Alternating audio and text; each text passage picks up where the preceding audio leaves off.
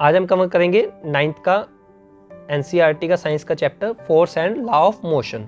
Force and law of motion में क्या है, सबसे पहले तो आपका फर्स्ट लॉ है law of motion, an object continues to be in state of rest और of uniform motion along a straight line unless acted upon by an unbalance force. यदि उस पर कोई भी ऑब्जेक्ट है वो स्टेट की पोजीशन में है, रेस्ट की स्टेट में है तो रेस्ट पे रहेगा, और मोशन की स्टेट पे है मोशन पे रहेगा, जब तक कि उस पर कोई और फोर्स एक्स्ट्रा ना लगाया जाए। सेकंड लॉ क्या कहता है, the rate of change of momentum of an object is proportional to the applied unbalanced force.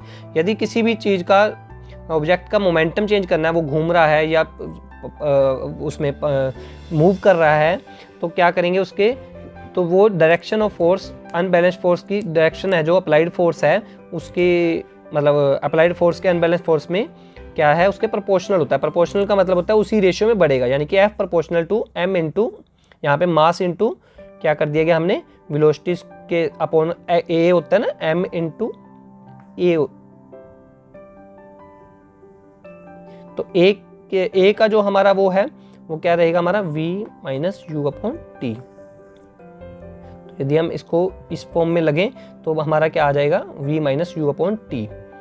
तो K यहाँ पे हमने देखो यहाँ पे डिफाइन भी किया हुआ है एक्सेलरेशन, तो मास इंटू एक्सेलरेशन हमारा फोर्स होता है, वो प्रोपोर्शनल रहेगा इसके। तो फोर्स इज इक्वल टू के कर दिया हमने, किसी प्रोपोर्शनल को साइंस की लैंग्वेज में हमने इक्वल करना हो तो हम एक कांस्टेंट लगा देते हैं जो उसका रेशियो को इक्वल बना दे, तो ये प्रोपोर्शनल होता है। प्रोपोर्शनल का मतलब ये है कि यदि ये डबल होगा तो ये भी डबल हो जाएगा, यदि ये हाफ होगा तो ये भी हाफ हो जाएगा, उसका रेशियो इसके साथ रिलेशन है। बट ये यहाँ पे हम इसको इक्वल करने के लिए हमने कांस्टेंट लगा दिया, और यहाँ के लिए हमने एज्यूम कर लिया कि k इज टेकन 1, तो हमारे लिए फॉर्मूला जनरेट हो गया F is equal to ma।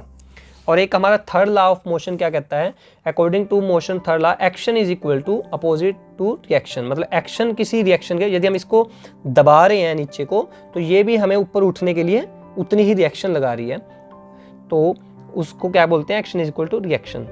और अपोजिट डायरेक्शन में हम इस डायरेक्शन में दबा रहे हैं तो वो उस डायरेक्शन में ऊपर को उठने के लिए कहेंगे। एक law of conservation of momentum होता है, उस लॉ के कारण जितने भी मोमेंट ऑब्जेक्ट के होंगे, यदि हम टक्कर लगा रहे हैं इसके साथ, तो टक्कर लगाने से पहले उसकी जो मोमेंट है और टक्कर लगाने के बाद, टक्कर लगने के बाद, टकराने के बाद जो उसका मोमेंट है वो क्या रहेगा, उनका दोनों का इक्वल रहेगा, चाहे यदि उसके ऊपर कोई एक्सटर्नल फोर्स ना लगाया जाए, अपने फोर्स से वो टकराएं। अब कुछ क्वेश्चन आएंगे आपके पास, explain why it is difficult for a fireman to hold a hose which, यदि हम कोई फायरमैन की बात करें आग बुझाने वाले की, तो उनके हाथ में जो पाइप होता है उस होज पाइप को पकड़ना उनके लिए क्यों डिफिकल्ट हो जाता है, क्यों, क्योंकि वो न्यूटन के थर्ड लॉ पे काम करता है। क्योंकि जब उसमें से पानी आता है आगे की तरफ, तो वो जब आगे की तरफ निकलता है तो पानी उसको पाइप को पीछे की तरफ धकेलता है और वो पकड़ना हैंडल करना मुश्किल हो जाता है। तो ये भी लिख सकते हो, it is so because of according to third law of motion. ये भी advise to tie any luggage on the roof, कहते क्यों एडवाइस किया जाता है कि बस पे जो भी आप लगेज रखो उसको बांध दो, वो भी इसलिए क्योंकि जब बस आगे की तरफ चलेगी वो लगेज के ऊपर एक्शन लगाएगी, तो वो लगेज उसकी उल्टी डायरेक्शन में, लगेज को तो आगे खींचेगी वो, तो लगेज उसकी उल्टी डायरेक्शन में पीछे को जाने के लिए खिसकेगा, और उसको क्या बोलते हैं हम, Newton third law of motion के कारण होगा ये भी।